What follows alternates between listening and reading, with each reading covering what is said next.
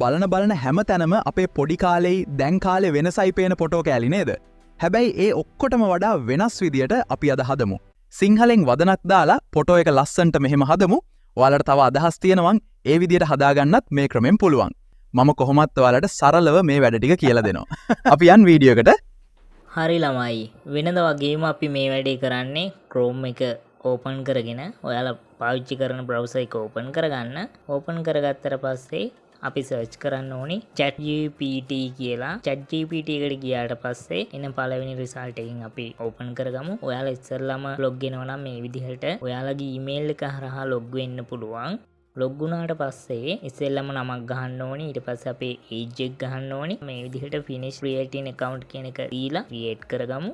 ඊට පස්සේ ඇතුළට ආවට පස්සේ මෙන්න මේ වගේ එකක් එනවා. ඔයාලා කැමති එකක් දෙන්න. මම මේ ඔක්කොටම මාක් එක දාලා next දෙනවා. ඊට පස්සේ continue දෙනවා. ඊට පස්සේ මේකටත් okay දුන්නාට පස්සේ අපි සාර්ථක ලෙස ChatGPT එකට ඇතුල් වෙලා ඉන්නේ. ඊට පස්සේ ඔයාලට පේනවා මෙතන plus mark එකක් තියෙනවා. අන්න ඒක උඩ click කරන්න. ඊට පස්සේ add photos කියලා තියෙනවා.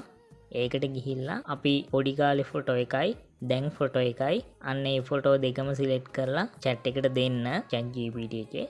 ඊට පස්සේ මම ඔයාලට දාලා තියෙනවා prompt එකක්. අන්නේ prompt එක පළවෙනි කමෙන්ට් එකේ දාලා තියන්නම්. ඒක copy කරගෙන මෙතන paste කරන්න. ඒක paste කරාට පස්සේ ඔයාලට මෙතන right එක දෙන්න තියෙන්නේ. මේක ඔයාලට ඕන විදිහට edit කරගන්න පුළුවන්. edit කරන විදිය මම වීඩියෝ එකේ තව ටිකක් දුර යද්දි කියලා දෙන්නම්. ඊට පස්සේ මෙතන තියෙනවා create image කියලා. ඒක දාන්න. ඊට පස්සේ මේක ඔටෝ කමන්නේ. ඒක දීලා ඊට පස්සේ මේ arrow එක click කරාට පස්සේ ඔයාලට පේනවා ෆොටෝ එක ලස්සනට generate වෙනවා. ඇත්තටම දැන් මේ ChatGPT එක සෑහෙන ඇඩ්වාන්ස් වෙලා තියෙනවා. අපිට සිංහලෙමුත් මේ දේවල් ලස්සනට හදාගන්න පුළුවන්. ඒ වගේම මේ ෆොටෝස් ඒ විදියටම කැප්චර් කරගෙන ඒ මූණම ඒ විදියට හදලා දෙනවා. ඔයාලට පෙන්වන්න ක්‍රියේට් වුණාට පස්සේ බලන්න අපි දීපු ෆොටෝ එක ඒ විදිහටම වගේ තියෙනවා. ඊට පස්සේ අපි මෙතනින් මේ විදිහට ඩවුන්ලෝඩ් කරගමු. මෙතන අපේ ෆොටෝ එක ජෙනරේට් වෙලා තියෙන්නේ සයිස් එක උඩු අතට.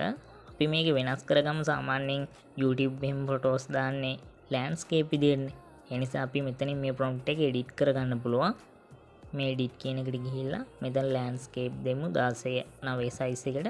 ඒ වගේම ඔයාලට මෙතන මේ සිංහලෙන් දාලා තියෙන එක දැන් මම දාලා තියෙන එක නැතුව ඔයාලට මෙතෙන් ගිහිල්ලා මෙන්න මේ උද්ෘත උඩු කොමා යටතේ තියෙන ඒවා ඔයාලට කැමති විදිහට වෙනස් කරගන්න පුළුවන්. ඒ එතන වෙනස් කරලා දාන දෙක මෙතන යටින් මේ විදිහට ඔයාලට පේනවා. ෆොටෝ එකේ මේ විදිහට හැදෙනවා.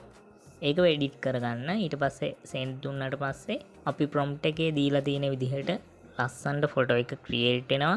එයාලා ඒවා analyze කරලා ෆොටෝ එක analyze කරලා අපි දීලා තියෙන prompt එක analyze කරලා මෙන්න මේ විදිහට අපි අලුතෙන් දුන්න size එකට ඒ වගේම සිංහලෙන් මෙන්න මේ විදිහට ලස්සනට හැදිලා තියෙනවා.